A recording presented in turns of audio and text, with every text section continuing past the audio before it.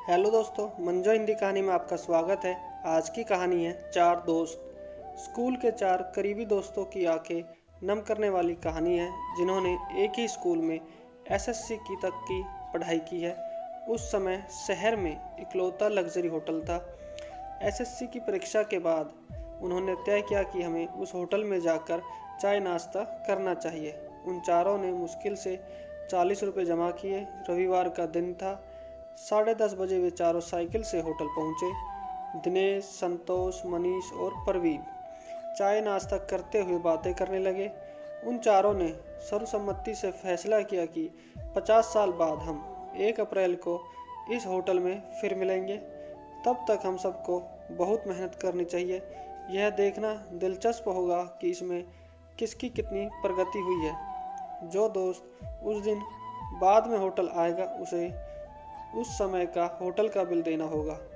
उनको चाय नाश्ता परोसने वाला वेटर कालू यह सब सुन रहा था।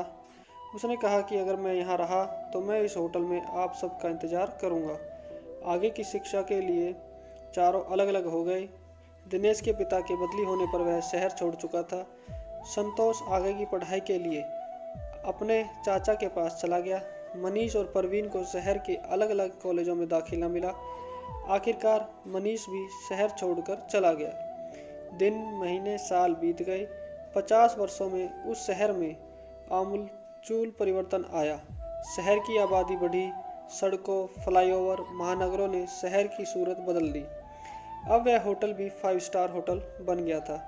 वेटर कालू अब कालू सेठ बन गया और इस होटल का मालिक बन गया। 50 साल बाद निर्धारित तिथि 1 अप्रैल को दोपहर में एक लग्जरी कार होटल के दरवाजे पर आई। दिनेश कार से उतरा और पोर्च की ओर चलने लगा। दिनेश के पास अब 3 ज्वेलरी शोरूम हैं। दिनेश होटल के मालिक कालू सेठ के पास पहुंचा। दोनों एक दूसरे को देखते रहे। कालू सेठ ने कहा कि परवीन सर ने आपके लिए 1 महीने पहले एक टेबल बुक किया है। दिनेश मन ही मन खुश था कि वह चारों में से पहला था, इसलिए उसे आज का बिल नहीं देना पड़ेगा और वह इसके लिए अपने दोस्तों का मजाक उड़ाएगा। 1 घंटे में संतोष आ गया। संतोष शहर का बड़ा बिल्डर बन गया। अपनी उम्र के हिसाब से वह अब एक सीनियर सिटीजन की तरह लग रहा था। अब दोनों बातें कर रहे थे और दूसरे मित्रों का इंतजार कर रहे थे। तीसरा मित्र मनीष आधे घंटे में आ गया। उससे बात करने पर दोनों को पता चला कि मनीष बिजनेसमैन बन गया है। तीनों मित्रों की आंखें बार बार दरवाजे पर जा रही थी। परवीन कब आएगा? इतनी देर में कालू सेठ ने कहा कि परवीन सर की ओर से एक मैसेज आया है। तुम चाय नाश्ता शुरू करो, मैं आ रहा हूँ। तीनों 50 साल बाद एक दूसरे से मिलकर खुश थे। घंटों तक मजाक चलता रहा, लेकिन परवीन नहीं आया।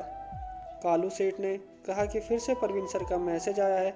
आप तीनों अपना मनपसंद मेन्यू चुनकर खाना शुरू करें।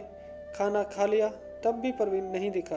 बिल मांगने पर तीनों को जवाब मिला कि ऑनलाइन बिल का भुगतान हो गया है।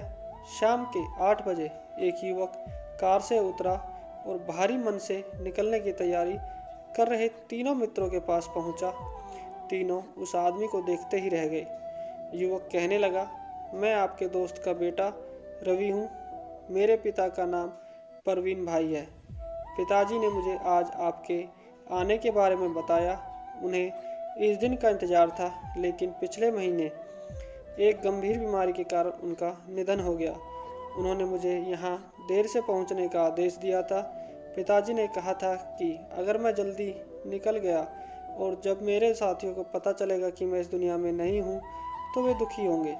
मेरे दोस्त तब नहीं हंसेंगे और वे एक दूसरे से मिलने की खुशी खो देंगे। इसलिए उन्होंने मुझे देर से आने का आदेश दिया। उन्होंने मुझे उनकी ओर से आपको गले लगाने के लिए भी कहा था। रवि ने अपने दोनों हाथ फैला दिए। आसपास के लोग उत्सुकता से इस दृश्य को देख रहे थे।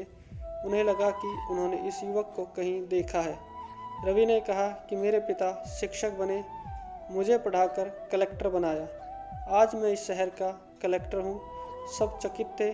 कालू सेठ ने कहा कि अब 50 साल बाद नहीं, बल्कि हर 50 दिन में हम अपने होटल में बार बार मिलेंगे और हर बार मेरी तरफ से एक भव्य पार्टी होगी। अपने सगे संबंधियों से मिलते रहो।